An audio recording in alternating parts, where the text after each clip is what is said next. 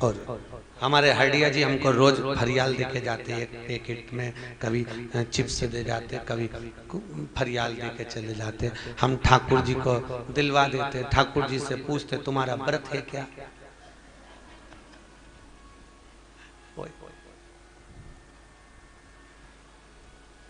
रोज फरियाल आ रहा है अंदर, तो व्रत है क्या? अच्छा, कई लोग हमसे भी पूछते हैं महाराज जी आप व्रत कर, हम नहीं करते। जी जी हमसे नीरी आए गए।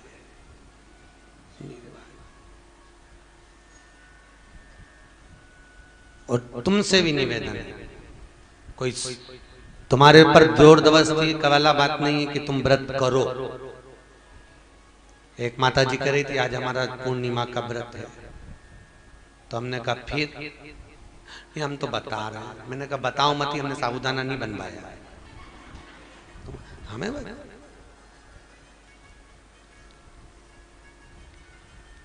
फिर कुछ नहीं महाराज जी केला से काम चला ले। हमने कहा भाई भगवत भजन में इस मामले में अवस्थी जी आपको मानूंगा, अपन रेल में बहुत सुंदर बात करें, मन को छू जाती है। खाओ आनंद लो, सत्संग का लाभ मन को दुखा कर नहीं, आत्मा को दुखा। भगवान कृष्ण तो कहते हैं कि तुम गोपियों बस मेरी हो जाओ, तुम कात्यायनी व्रत क्यों रख रही हो, भूखी क्यों रह रही हो? कौन ने कहा? चलो माखन की मटकी रखी खाओ, कौन कह रहा? भजन चित्त वृत्ति में प्रसन्नता का भाव रखो। कोई ये जरूरी नहीं है कि फलाहार करोगे तभी भगवान प्रकट होएगा। बोलो तो शरीर है, अरे बोलो तो है। अगर तुम्हारे फलाहार से भगवान प्रकट होता रहता तो बंदर तो रोज फलाहार करता है, तो भगवान सबसे पहले उसी पे प्रकट होता।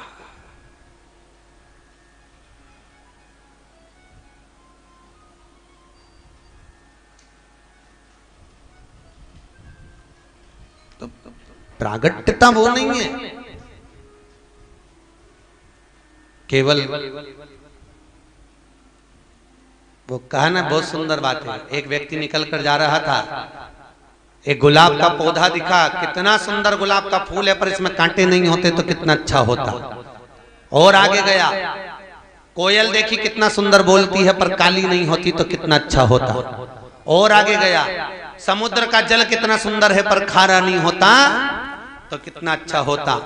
समुद्र का जल, कोयल और गुलाब का फूल तीनों ने मिलकर कहा रे इंसान, तुझ में बुराई देखने की आदत नहीं होती तो तू कितना अच्छा होता, क्योंकि तेरी पूरी जिंदगी तूने बुराई देखी। बस शास्त्र ये कहता है आत्मा शुद्ध रखो, मन पवित्र रखो, तो परमात्मा को मिलने में देरी नहीं लगेगी, परमात्मा मिल जाएगा। हम कौन से कपड़े पहने कि दुनिया को अच्छे लगे, ये हमारे भीतर की बात है। हर व्यक्ति ये सोचता है आज मैं कौन से कपड़े पहनूं जो अच्छी लगूंगी, आज मैं कौन से कपड़े पहनूं जो अच्छा लगूंगा। हम कौन से कपड़े पहने कि दुनिया को अच्छे लगे। एक बार मन में सोचना कि हम कौन सा कर्म अच्छा करें कि परमात्मा को अच्छे लगे। हमारा कर्म ऐसा होना चाहिए कि भगवान को हम अच्छे लगना चाहिए। भले हम सत्संग में पहुंचे ना पहुंचे, हम कथा में पहुंचे ना पहुंचे, हम कुछ करें ना करें, पर हमारा कर्म इतना सुंदर हो कि हम परमात्मा को अच्छे लगना चाहिए। वहां पे भले कपड़े पहन के आखिरी में क्या करके भेजते हैं, अच्छे नीला के कपड़े पहना के, इत्र मित्र लगा के, परफ्यूम छिड़क के, सब मेहंदी वगैरह सब लगा लुगू के भेजते हैं। पर परमात्मा तक जब जाते हो तो वो सब चीज जाती है क्या? सब उसका तात्विक सुख क्या?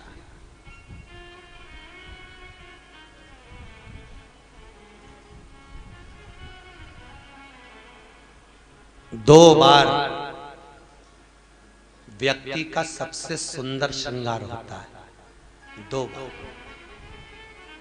एक बार पति पत्नी से मिलने जाता है तब सुंदर श्रृंगार होता है, पत्नी पति से मिलने के लिए जाती है तो सज धज कर जाती है मंगल विवाह के समय पर, मंगल शकुन के समय पर। और दूसरा, एक बार एक सांसारिक मनुष्य से मिलने जा रही है तो सुंदर श्रृंगार है, और एक बार उस सांवरिया से मिलने जा रही है तब सुंदर श्रृंगार है। बस अंतर इतना है, नीचे वालों को बाहर का श्रृंगार अच्छा लगता है और ऊपर वाले को भीतर का श्रृंगार अच्छा लगता है।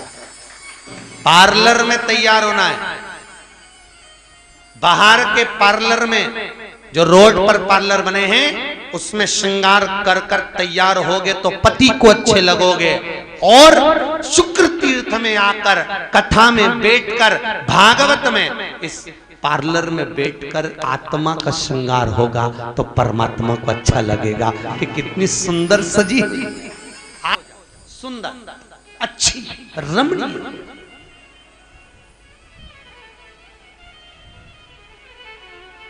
भाव का श्रृंगार होना चाहिए।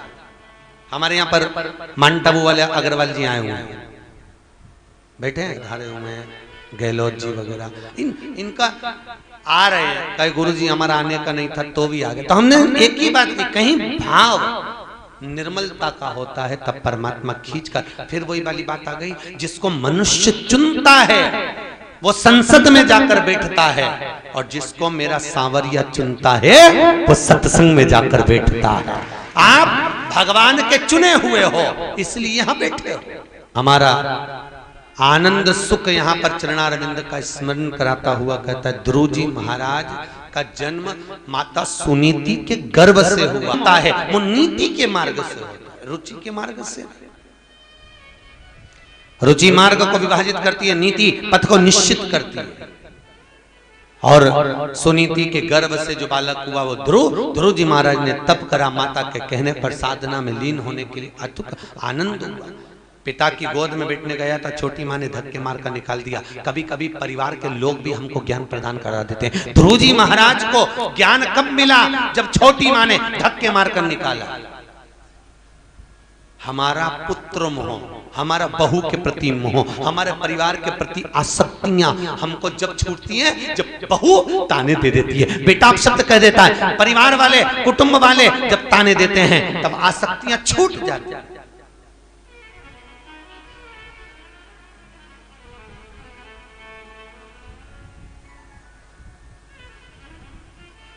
आसक्तियां छूटती हैं, तब विरक्ति उत्पन्न होती है व्यक्ति को। एक पति पत्नी रात को सो रहे थे, दोनों एक ही पलंग पर सो रहे थे। पत्नी ने आधी रात को उठकर पूछ लिया, 3 बजे रात को लाइट जलाई। पति ने पूछा क्या है, काय को जग के बैठी है, सोती क्यों नहीं है? पत्नी बोल रही मुझे नींद नहीं आ रही। क्यों नहीं आ रही? नहीं आ रही। तो नींद क्यों नहीं आ रही बोलना। स्वामी मेरे को नींद इसलिए नहीं आ रही, मान लो एक पप्पू हो गया तो कहाँ सोएगा। पति थोड़ा सा खसका, यहाँ सो जाएगा, अब तो सो जा। पत्नी सोई, 3:30 पे फिर जग गई, फिर जगी। अब पति ने पूछा अब क्या हो गया? नींद नहीं आ रही। क्यों नहीं आ रही? मान लो अपने को एक पप्पी हो गई तो वो कहाँ सोएगी? पति पलंग पे और सर का, यहाँ सो जाएगी, अब सो जा। फिर सोए, अब तो सोने क्यों नहीं दे रही? क्या हुआ? नहीं मुझे नींद नहीं आ रही। अब क्यों नहीं आ रही? मान लो एक और पप्पू हो गया तो पति और खसका, पलंग से धड़ से नीचे गिर गया, यहाँ सो जाएगा, अब तो सो जा। पत्नी तो सो गई पर इसकी नींद उड़ गई, और नींद उड़ी। 4:30 बजे बैग तैयार करा, 5:30 बजे निकलने की तैयारी करी। इतने में पत्नी ने पूछा, रात को तो बड़ी अच्छी बातें कर रहे थे, अब ये कहाँ जाने की तैयारी कर रहे हो? पति कहता है रात को मात्र पुत्र की कामना करी तो कमर की हड्डी टूट गई। अगर वो पुत्र पैदा हो गया तो ना जाने कौन कौन सी हड्डी तोड़ेगा, इसलिए मैं तो बद्रीनारायण जाऊं और भगवान का भजन करूं। आसक्तियों में नहीं रह सकता। कामना है त्याग। कभी कभी ज्ञान प्राप्त हो जाता है। बहुत बहुत जगह पर ऐसी जगह हैं जहां ज्ञान मिल जाए। इसलिए शायद दत्त के 24 गुरुओं में एक वैश्या को भी गुरु बना लिया, एक दरवाजे को गुरु बना लिया, मेंढक को गुरु बना लिया। कहीं किसी रूप में हमारे गुरुओं की क्रमता बढ़ गई। पाने की आस कहीं पर भी मिल सकती। कहीं कभी कभी क्रोध में आकर पत्नी भी इतना ज्ञान दे जाती है कि पति उसको समझा देता है। प्रेम। एक पत्नी ने क्रोध में आकर कह दिया तुम तो जानवर हो, लक्षण ही नहीं है। पति बोला बिल्कुल सत्य बोल रही है, तू मेरी जान और मैं तेरा वर। कहा जहां क्रोध है वहां प्रेम भी है, बस उसको समझाने वाला चाहिए, क्रोध मिट जाएगा। आसक्तियां समाप्त।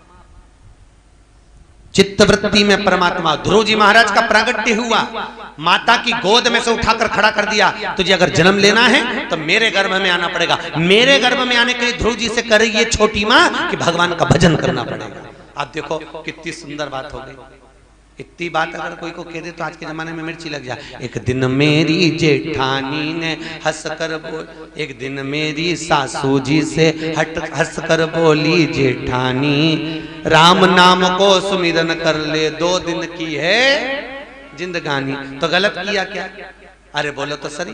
पर सास से जैसे ही जेठानी ने हंस कर बोला, बस सास को बुरा लग गया कि बताओ ये तो मेरा बुरा चाहती है, ये मेरा बुरा चाहती है। भला कहा, ये तो गलत चाह रहा है। महाराज ध्रुव जी महाराज से मां ने कहा तेरी छोटी मां गलत नहीं कह रही। अगर तेरी छोटी मां ने कहा है कि गर्भ से जन्म लेना है तो भगवान का भजन करना पड़ेगा, तो मां कहती है पिता की गोद में बैठने के लिए रो रहा है, अगर बैठना है तो परम पिता परमात्मा की गोद में जाकर बैठ जा, जिसकी गोद से कोई नीचे नहीं उतरता, उसकी गोद में जाकर बैठो जहां से कोई उठा नहीं सकता, वहां बैठो।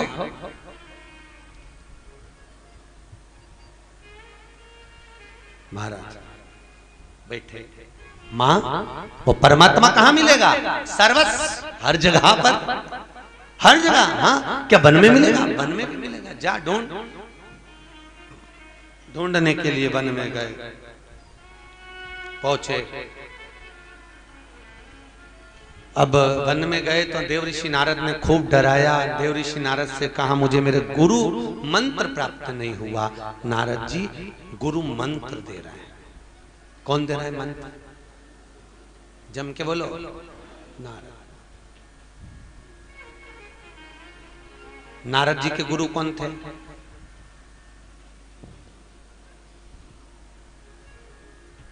अरे जल्दी जल्दी बोलते जाओ। नारद जी गुरु मंत्र दे रहे हैं ध्रुव को, तो नारद के गुरु कौन?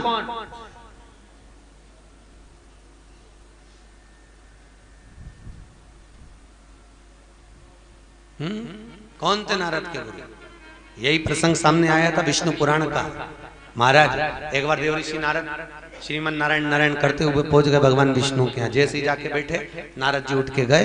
भगवान विष्णु ने लक्ष्मी जी से कहा जाकर गोबर लेकर आ। लक्ष्मी जी बोली गोबर काहे के लिए? नारद जी जहां बैठे थे वहां पे लीप दे। काहे के लिए लीपू? भगवान विष्णु से लक्ष्मी जी ने पूछा नारद जी जहां बैठे थे वहां लीपने का कारण क्या है? इतने में देवऋषि नारद भी दौड़ कर आ गए। वाह प्रभु, मेरे जाने के बाद तुम लिपा रहे हो, क्या मैं पापी हूं? मैंने कौन सा पाप करा जो मेरे जाने के बाद तुम गोबर से लिपा रहे हो? भगवान कहने लगे तेरे बराबर कोई है भी नहीं, है तो तू नुगरा। तूने गुरु मंत्र लिया कि नहीं लिया? मैं तो खुद गुरु। नारद जी बोले मैं तो खुद गुरु। सुखदेव जी महाराज भी बोले थे पहले दिन की कथा याद करो भगवान वेदव्यास जी से, मैं तो खुद गुरु। वेदव्यास जी ने कहा ऐसा काय का गुरु? पहले मंत्र लेकर आ। जनक जी से मंत्र लिया था। सुखदेव जी के गुरु थे श्री जनक जी महाराज।